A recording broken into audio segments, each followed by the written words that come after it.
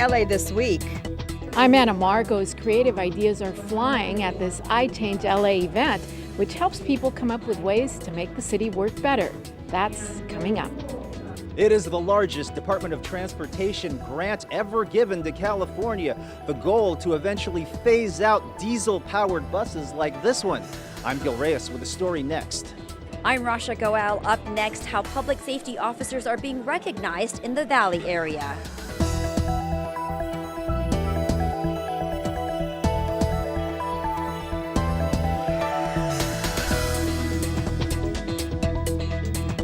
Hello and welcome to LA This Week. Thanks for joining us. I'm Yana Kay. Well, it's the most detailed map ever of city-owned property. This information could be used to decide whether to keep them, sell them, and on many people's minds, refurbish them to house people who are homeless. Gil Reyes has more from Mid-City. Gil. Yes, Yana, really interesting to point out that the city of Los Angeles owns some 9,000 properties throughout LA County.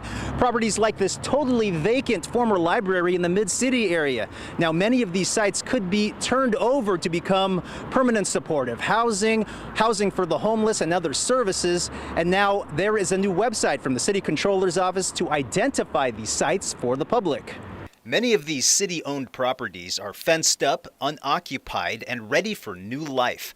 This new website shows us exactly where they are. It's also a call to action for the city to really undertake an organized, strategic, professional, centralized approach to its real estate assets. City Controller Ron Galperin announces his new website, propertypanel.la. On it are details on the roughly 9,000 city-owned parcels throughout LA County. You can search them by map, address, even city council districts. One goal is to make us, the citizens, aware of some of the empty ones in our neighborhoods and bring up suggestions on how to use them to our council members. As a matter of fact, on our site, we have a link that anybody can click on and give their ideas and give their thoughts. One suggestion is to turn underused property into housing for the homeless. City Council District 11, that's LAX and surrounding areas, has the most city-owned sites. The city also owns some 18,000 acres of isolated land up in Palmdale. Back in Mid-City, resident Felipe Sapone does not like the idea of turning what was the Washington Irving Library into homeless housing. Because a lot of kids around here. Across the street is already one a portal for drug people, rehab people, and drugs. But we don't want this kind of service in this particular neighborhood, you know. Controller Galperin says housing for people who are homeless is just one suggestion for vacant land. Some of them have great value as open space and as parks and as wonderful community facilities, but we also own a lot of commercial facilities and retail and residential and industrial vacant land, and it's our responsibility, the taxpayers of the city of Los Angeles, to make sure we're using that to its best possible use, while offering us, the citizens, a chance to make informed suggestions. In the Mid-City area, I'm Gil Reyes for LA This Week. Gil, thanks. Galperin also wants to hire an asset manager to oversee city real estate. By the way, the site is now up and running. Check it out at propertypanel.la. Also at City Hall, a group of young ladies got the VIP treatment. It was all part of an effort to encourage more girls to enter non-traditional careers in the sciences, technology, and leadership positions. Our own Anna Marcos went along for the ride. What do you want to be when you grow up? Well, these high school girls are learning that at LA City Hall, with its hundreds of career jobs, you can be almost anything and do all kinds of interesting things like put on Channel 35. Channel 35 is the city's TV channel. We want to make sure that everybody knows what's happening with your city because this is your city. How many of you guys have ever shown your parents or your grandparents how to FaceTime? Anyone? How about Facebook? Anyone? That is what I do every day. And it's not Facebook, it's not FaceTime. I just show people how to use technology. The girls come from the Fauché Learning Center in South LA, which encourages the STEM curriculum. Fields of study girls don't often go into, like science, technology, engineering, and math. Many of the fresh faces also belong to Girls Build LA, a group which helps empower young women. I want to be a doctor, but I'm not sure what type of doctor I want to be. And I want to go into Doctors Without Borders, which help kids too. Like, my whole purpose, I feel, for my career is to help other people. You can't ask for more than that, a scientist with a conscience.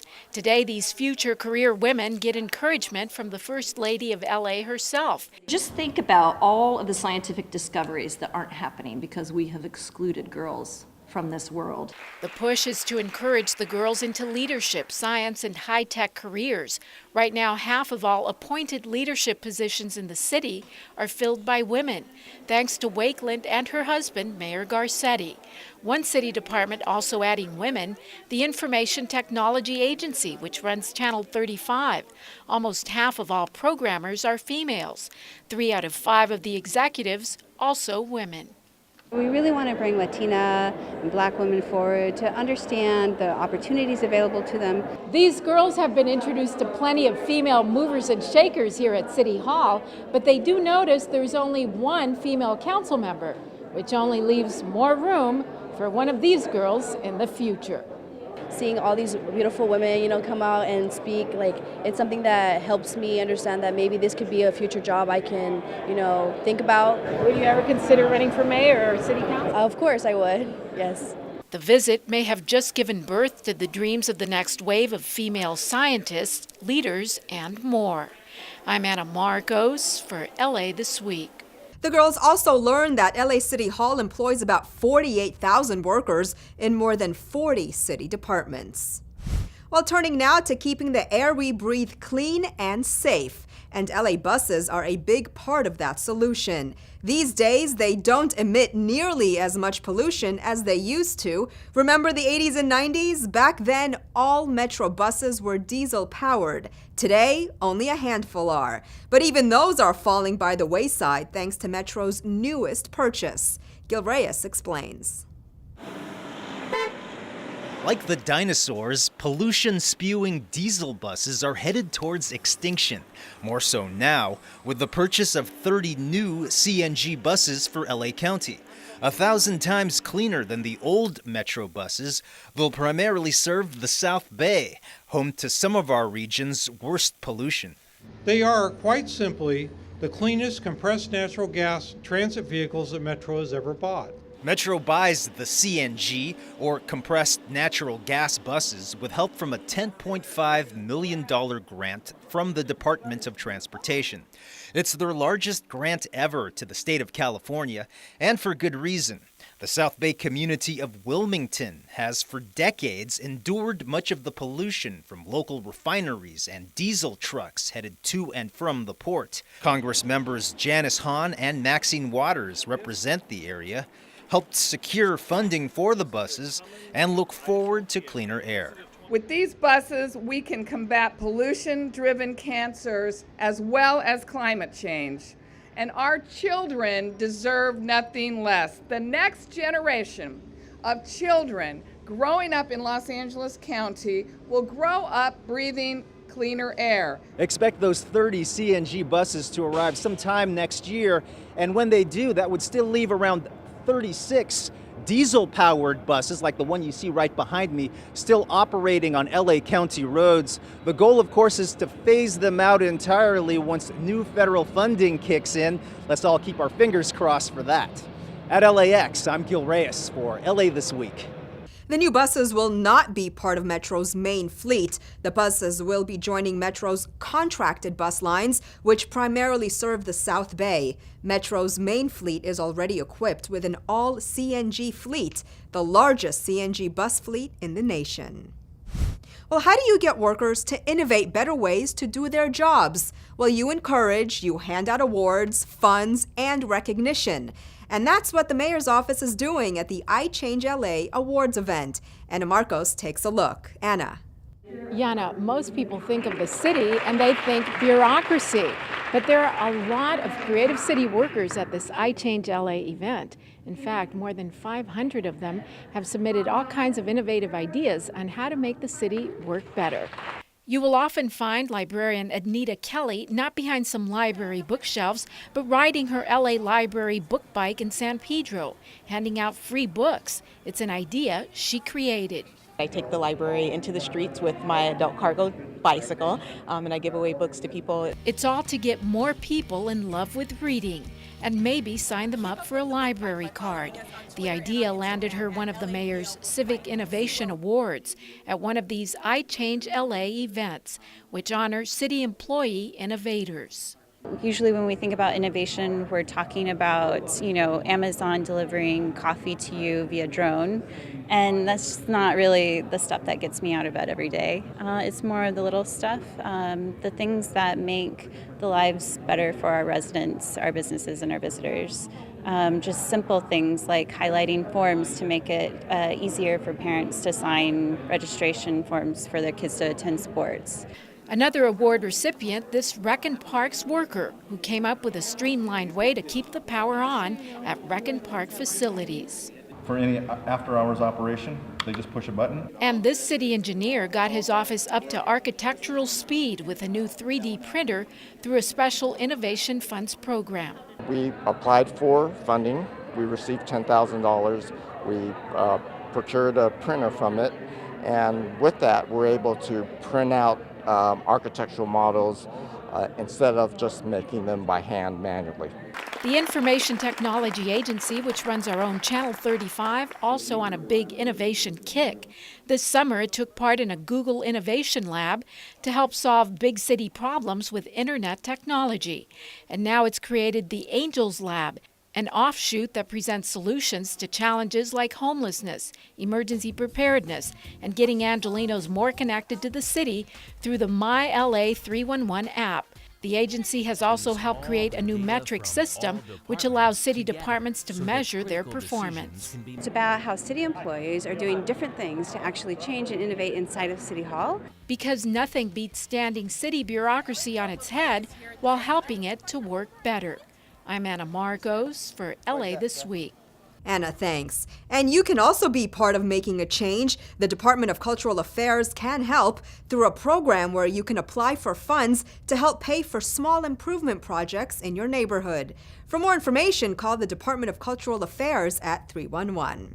Well, from small projects to one of the most extensive, city leaders hope that once completed, it will serve as a model for efficiency, mobility, and accessibility for all of us. And it's happening along Figueroa Street in downtown. Rasha Goel has the details.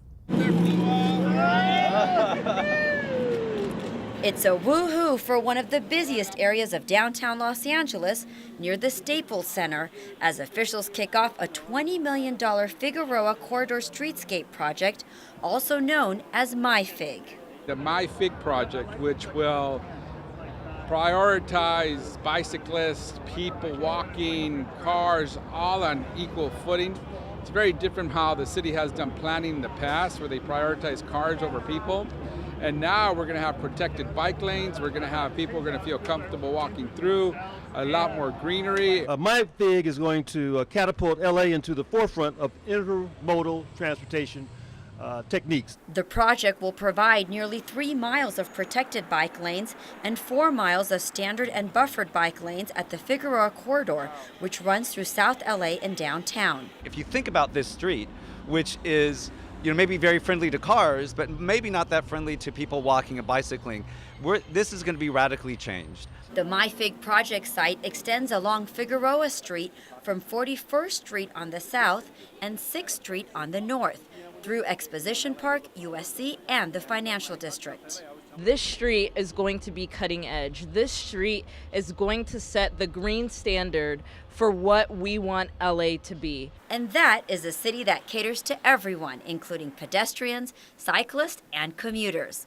Officials say MyFig is an example of many moving parts working together to create a seamless, vibrant, and safe city. I'm Rasha Goel for LA This Week. The project is expected to be completed by summer of 2017. Well, heading over to the LA River for a symbolic joining of the cities of Los Angeles and Manila, Philippines, through their waterways. The two metro areas have signed a sister river agreement that will change friendships and maybe river development along their waterfronts. Ana Marcos has more.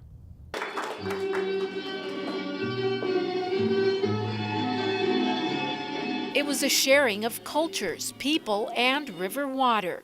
This pouring together of the LA River and the Pasig River of Manila and the Philippines was mostly symbolic, but it marked an important event as the two cities signed a sister river agreement. Both sides agree to work together and share ideas as each city embarks on revitalizing its major river. For us to be able to celebrate this Sister River Agreement is very appropriate and very strategic as we try to rehabilitate both our rivers. We share the same passion, interest, and commitment in restoring and rehabilitating our river system. It is also important basically because we may be able to share technologies. The big question for both the LA River and the Pasig River is how to develop their waterfronts while focusing on sustainability, water conservation, recreation, and the environment. The Pasig River is now further along in its development plans than the LA River. River revitalization is an international effort to bring back a certain kind of public life, and so we learn from each other and our efforts around the world. LA has the largest Filipino population in the U.S., just another reason for LA and Manila to keep sharing when it comes to both the business of developing river waterfronts and the business of developing new friendships. I'm Ana Marcos for LA This Week. This is the 5th Sister River signing agreement for LA, but the first for the city of Manila. When most of us go to work, we don't worry about whether or not we'll be coming home that night. But that's the risk a group of individuals take every day when they step onto the job. Rasha Goel tells us how the city honored a group of individuals who put their lives on the line for all of us. Yana, I'm at the 37th Annual San Fernando Valley E-Awards, where 13 public safety officers are being recognized for their courageous and committed work. Now, what's interesting when you talk to these officers is how they are so humble about the hard work they do every day to keep the City of Angels safe. Officer Tamara Myers, a 16-year veteran with the LAPD, remembers the moment her team saved a life. And that's why she's here today, being honored for her bravery. A lady was having a very bad day, and she was unaware of what she was doing, and she was out on a window ledge, and we helped bring her back in without any further harm to her. Among the honorees was Officer Troy Williams, a 27-year veteran of the LAPD, who was recognized for his plan to eliminate traffic deaths. And so by presenting this information to the City Council and to individual persons with a lot of horsepower, if you will, I've showed them the importance of speed limits and how we as a police department need to be able to enforce these laws. Today, we get to honor them and say thank you. Thank you to them, thank you to their families, their spouses that stay home at night, hoping and praying and making sure that they make it home. They put a lot out there and sacrifice, and that's why today is very special. And while many of these award recipients consider it part of their job, they're not taking all the credit. What I'm being honored for is just part of my job, so it's just nice to be recognized, and thank all the people that helped me along the way to get this award. Captain Danny Wu, 15 years with the LAFD, was recognized for his St. Baldrick's fundraiser, which has raised more than $1 million. This will be our 15th year, and every year we gather LAPD and LAFD and people in the community, and we shave our heads to raise money for childhood cancer research. It reminds us that the community cares, and the community cares when we go over and above what we're normally expected to do. And really at the essence of police officers and firefighters, we want to help people. That's why we got into this profession. And for the great work they do, this tribute is just a small way to acknowledge the large impact these local heroes make every day. In the San Fernando Valley, I'm Rasha Goel for LA This Week. The E-Awards are a San Fernando Valley tradition, which were started by former councilmember Dennis Zine. Over in Hollywood, it was another event that not only honored cops, but also the classic cop cars of the past. And it was all for a good cause. Ana Marcos takes us to the 13th annual 10-4 Day event. Hollywood's annual 10-4 Day Parade helped highlight not only classic TV shows about law enforcement, but most importantly, the classic law and emergency vehicles of the past. All right, here we go. Whenever the laws of any state are broken, a duly authorized organization swings into action. 10-4 may now be a common slang term for okay, but it comes from the police code for message received. And on this day, law enforcement and emergency agencies from all over LA County came to celebrate the 10-4 tradition and join in the law and order mayhem. These are all old-style police cars celebrating 10-4. Proceeds from 10-4 Day go to the Hollywood Police Activities League, which provides alternatives to gangs and crime for young people and opportunities to connect with police officers in positive ways. And most of those taking part in this event would give a big 10-4 to that. I'm Anna Marcos for LA This Week. For more information on the Hollywood Police Activities League, visit hollywoodpal.org. A new jobs plan that makes it easier to do business within the city. Getting around town is also about to get easier as bike share expands to more areas in the city, and an unused alley gets transformed into a neighborhood resource. All these stories in Citybeat. The Los Angeles City Council approved a plan that makes it easier to do business in the city, in part by establishing a small business commission and cutting down on bureaucratic red tape. The job creation plan is comprised of 35 ideas and reforms that solve problems businesses face when they do business in or with the city of Los Angeles. Council members said the jobs plan is aimed at shifting the city's focus toward being more supportive of businesses. Councilmember Paul Krikorian, who chairs the Ad Hoc Jobs Committee, said these are important changes in the way Los Angeles treats the business community that will help promote job and economic growth. One of the recommendations is the creation of the Business Advancement Team, a group of city officials who will advocate for businesses within the city. The plan also calls for setting up a small business commission to give business people a way to provide input and communicate with city officials. Well, getting from place to place in the city is about to get easier and a lot more fun. In October, the Metro Planning and Programming Committee approved funding to expand Metro Bike Share in 2017 to new service areas in Pasadena, San Pedro, Wilmington, and Venice, with new stations where riders can rent bikes using either their Metro tap or credit card. The Metro Bike Share program was officially rolled out in downtown Los Angeles by Mayor Eric Garcetti this past July, a launch that included nearly 65 stations and 1,000 bikes. The program is designed to improve mobility and access for residents and visitors via shared-use bikes and docking stations located in key locations with easy access traveling from one location to another. This is going to be for people who don't own a bike already. In Council District 9, community members, volunteers, and city officials came out to celebrate the completion of a project that transformed a debris-filled alley into a green alley by adding murals, infiltration trenches, native plants, permeable pavement, dry wells, and other rainwater harvesting elements. The new Avalon Green Alley promotes walkability and sustainability, providing easier access to and from schools, parks, and the local grocery store. It was a project with sanitation and Council District 9 and the Trust for Public Land. We put on this ribbon cutting ceremony to celebrate the start of many great green alleys that we hope to do throughout Los Angeles. LA's Metropolitan Transportation Authority is always looking for ways to entice Angelenos to go Metro. And this time they did it with a little taste of soul. Metro authorities encouraged residents to take Metro bus and train to the annual Metro Taste of Soul Festival. Anna Marcos gets a taste.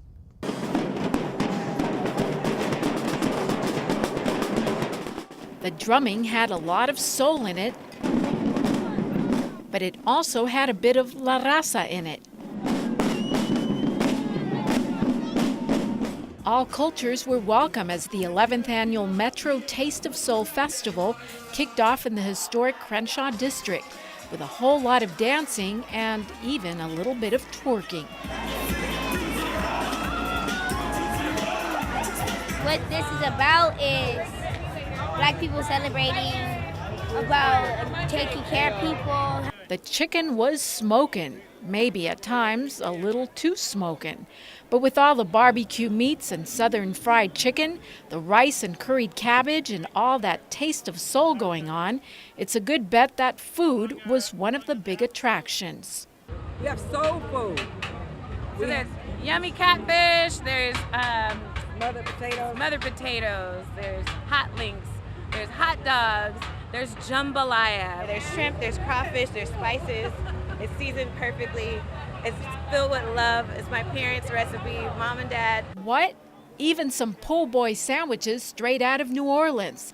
And then there was this homeboy industry. And it's Taco Man Burrito Boy. Yeah, I'm gonna slide in on Taco Man Burrito Boy. Taco Man Burrito Boy. No. We get it. Taco Man Burrito Boy is making its stamp on the culinary scene. Meanwhile, the freebies were another big hit. They even have free smoothies from McDonald's, and I was trying to get like 5 or 6 of them. I want some hand sanitizer and a whistle. Another surprise hit, the cops who stopped in for the festival. The LAPD is here hiring folks, taking applications.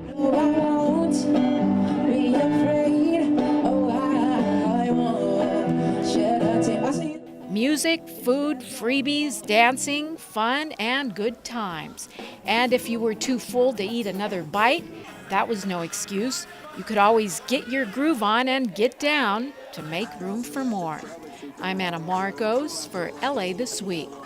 The Metro line to LAX, which passes through the Crenshaw district, is now halfway built. If you think it doesn't snow in LA, well, think again. Get ready to go tubing during the city's inaugural Snow Day LA. Love the movies? Well, here's your chance to catch all your favorites during the AFI Film Fest, and a local art exhibit pays tribute to loved ones who are no longer with us. All this in this week's Things to Do. Peaceful, drifting snow fills the night sky.